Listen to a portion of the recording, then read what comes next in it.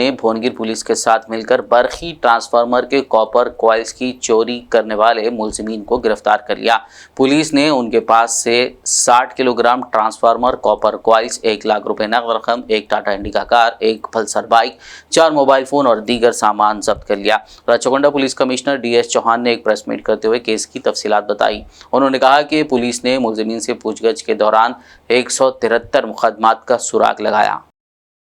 बहुत अहम केस हमारी क्राइम टीम ने DCP मधुकर स्वामी साहब और एडिशनल DCP श्रीनिवासलू साहब, Bhongir DCP Rajesh and local DCP पहाड़ी शरीफ, उन सब ने मिलकर, लेकिन इसमें जो अहम रोल अदा किया है वो क्राइम टीम ने किया है।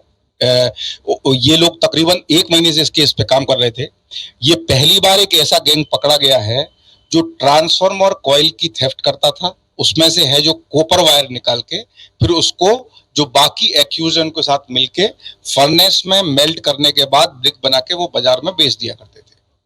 ये एक केस गैंग पकड़ने के बाद जिसमें तकरीबन 7 मेंबर्स है, 4 मेंबर्स हम लोग पकड़ चुके हैं, बाकी 3 मेरा ख्याल है एक हफ्ते के अंदर पकड़े जाएंगे। इनमें से एक यूपी का है, एक उड़ीसा का है, बाकी भी 1-2 लोग लोकल भी हैं। लेकिन इसमें खास बात यह है कि ये लोग अभी तक तकरीबन 173 केसेस में इन्वॉल्व हैं। अभी तक 306 ट्रांसफार्मर्स को तोड़ के उनकी कॉपर चुरा चुके हैं। इस रिगार्डिंग में एक बात मुताल्लिक आपको बताना चाहता हूं कि एक ट्रांसफार्मर कॉइल की थेफ्ट करने के बाद इनको 50,000 से लेके 1 लाख तक की प्रॉपर्टी इनको मिलती है, लेकिन इलेक्ट्रिसिटी डिपार्टमेंट का और पब्लिक का लाखों का नुकसान होता है। वो ट्रांसफार्मर का जब ये पहले इनका तरीका क्या था काम करने का कि पहले ये वहां पे एक मोटरसाइकिल जो इसी प्रॉपर्टी से इन्होंने खरीदी थी उससे पल्सर बाइक से जाके ये रेकी करते थे, मतलब वहां पे ऑब्जर्वेशन करते थे कि कौन सा ऐसा ट्रांसफार्मर है और किस टाइम पे लोगों का आना जाना वहां पे कम रहता है। वो करने के बाद में 4 या 5 लोग वहां से जाते थे। एक आदमी की ड्यूटी होती थी कि वो जो उस तरफ आने वाला रास्ता है उसके वहां पर रह के खड़ा रहता था और अगर कोई आ रहा है तो इत्तला कर देता था। उसके बाद ये लोग इस टूल को यूज करके पहले 2 वायर को टच करने के बाद में उसको फेंक के 2 वायर टच होने के बाद में ट्रांसफार्मर को ट्रिप कर देते थे, यानी कि इलेक्ट्रिसिटी उस एरिया से चली जाएगी। ट्रांसफार्मर अब पैसिव स्टेट में आ गया। उसके बाद इस टूल की मदद से जो उन्होंने खुद बनाया, आप देखिए कोई मार्केट में मिलने वाला टूल नहीं है, तो इससे जो है वो ट्रांसफार्मर के बीच का जो कॉइल बॉक्स रहता है उसमें कॉइल रहती है और ऑयल होता है, जो मेन पार्ट है ट्रांसफार्मर का, उसको तोड़ने के बाद पूरे ऑयल को निकाल के और जो कॉइल आप देख रहे हैं उन कॉइल को लेके ये लोग मार्केट में बेचते थे और उससे इनको पैसा मिलता था। उससे इन्होंने एक गाड़ी वाड़ी खरीदी।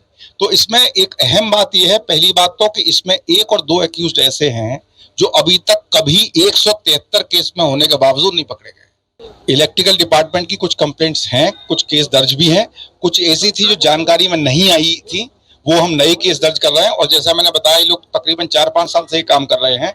पिछले 1.5-2 साल से गैंग नहीं पकड़ा गया था और इसमें से जैसा मैंने बताया कि 1 और 2 एक्यूज तो ऐसे थे कि 306 ट्रांसफार्मर करने के बाद भी आज तक एक बार भी अरेस्ट नहीं हुए थे। और इसलिए इसको, और मुझे लगा कि ये इस तरीके के जो अहम चीजें हैं जो फार्मर से ताल्लुक रखती हैं, इस प्रेस मीट को पहाड़ी शरीफ में रखने की भी एक खास वजह है। जो भी एक पहाड़ी शरीफ से लेके यादगिरी गुट्टा, भोनगिर, छोटूपल, नेरेडमेट, ये पूरा राचकोंडा कमिश्नरेट का एरिया है।